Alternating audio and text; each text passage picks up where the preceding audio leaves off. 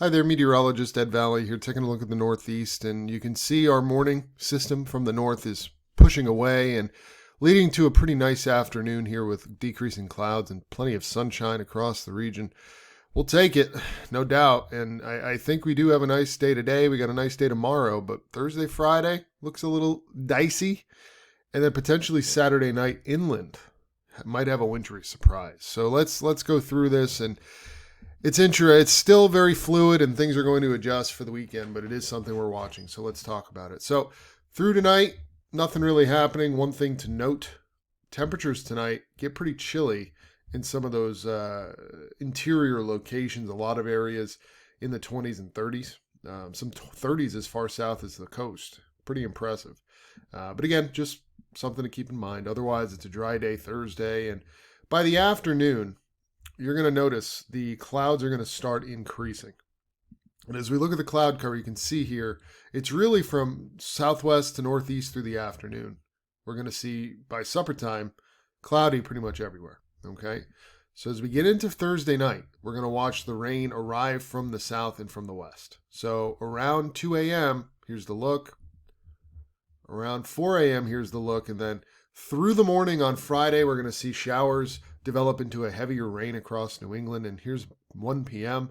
The rain will end during the afternoon west, but continue through the afternoon east, and not before we see anywhere from a half to 1 inch across pretty much the entire region here. There could be a couple spots that see a little less or even a little bit more, but I think a half to 1 inch should do it for most areas. Now, that Friday system gets out of here pretty quick. We got a dry Friday night. No worries at all. As we get into Saturday, though, we're watching a follow-up disturbance. What does that mean? Well, first let's diagnose those temperatures. Here's 4 p.m. on Saturday. It's near 60 in New York, 45 in Allentown. It's in the 30s, though, back west. That's important because watch as we get into the evening. As this precip moves in, see how the temps are starting to drop? By 8 p.m., it's already in the 30s. So here's the look. We got an area of low pressure kind of tracking here from about Philly to New York to Boston. So north and west of there could be just cold enough for a little snow. Now let's take a look at our temperatures above our heads. 2,500 feet above our heads, you notice late at night, we will get cold enough. And they're cold enough well above our heads at 5,000 feet too. How about those surface temperatures? Well, marginal, as you would expect, but close enough to freezing to certainly warrant, especially in the higher elevations of Vermont, New Hampshire, Western Mass, maybe parts of the Catskills, for some snow Saturday night. And you can see it here. I'm not going to show the snow map because I don't know if this model is correct, and it's pretty aggressive. But you notice from Northeast PA through the higher elevations of New York, Vermont, Western Mass, and New Hampshire, we get a period of snow Saturday night and leaves us with just a few snow flurries or showers for Sunday. Dry conditions along the coast. Now, notice along the coast during this whole thing, it's just a few light showers. But this model is rather aggressive with amounts, with precip amounts of a trace to a quarter of an inch along the coast, but a half to 1 inch inland. That sticks out to me. So it makes me look at our ensembles. What do the ensembles have for this time? Well, you can see it's a ton less. You see that? A tenth to a quarter of an inch versus 1 inch. That's the difference between an inch or two of snow and 10 inches of snow, right? Huge difference. So this is probably too aggressive.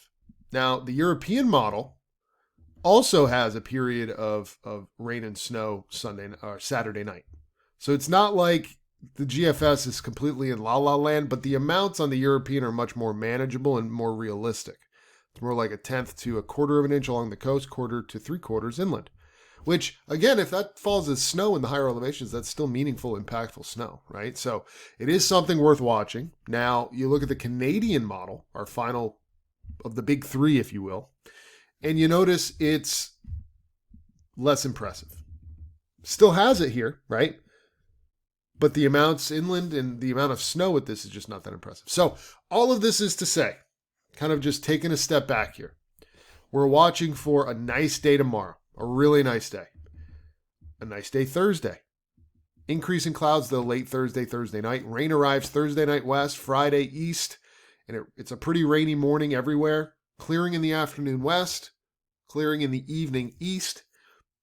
We get a dry Friday night and most of Saturday, but later in the day, we see the system arrive from the west. A little bit of light rain along the coast Saturday afternoon and night. A little bit of snow possible Saturday night inland, and we will update you on the specifics of that as we get closer. So there are signs, though, as we head into kind of this middle medium range where we could actually see a little bit of snowfall here inland. Philly, New York, Connecticut, Mass, not you. Inland. Look at these temperatures on Monday. It's hard to get snow on Monday if you're in the 50s along the coast. So this is not anything really for the coast to worry about. But inland, this is more the kind of the first wintry flavor to the forecast that we've had this year. So just want to go over this quickly. And again, you get that little system here Friday. I wanted to zoom out.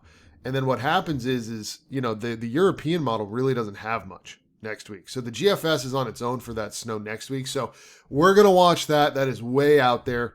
Let's get through the first one first. So today, warm relative to normal. Tomorrow's slightly cooler. Friday's warmer. And then Saturday and Sunday, you really see the bottom drop out. And then Monday, chilly. Tuesday, chilly. Wednesday, chilly. Snowmaking questions. I've gotten a few of those. When are we going to see snowmaking opportunities? Well, it looks like, I would say, sometime Sunday night into Monday, Tuesday, and probably through the middle of the week. So we got a couple days early next week, Sunday night through, let's call it Wednesday morning, where we should be cold enough to make snow. This is 2,500 feet above our head. So decent outlook next week for colder conditions, but again, could come with precip, but we'll iron that out as we get closer. Have a great day.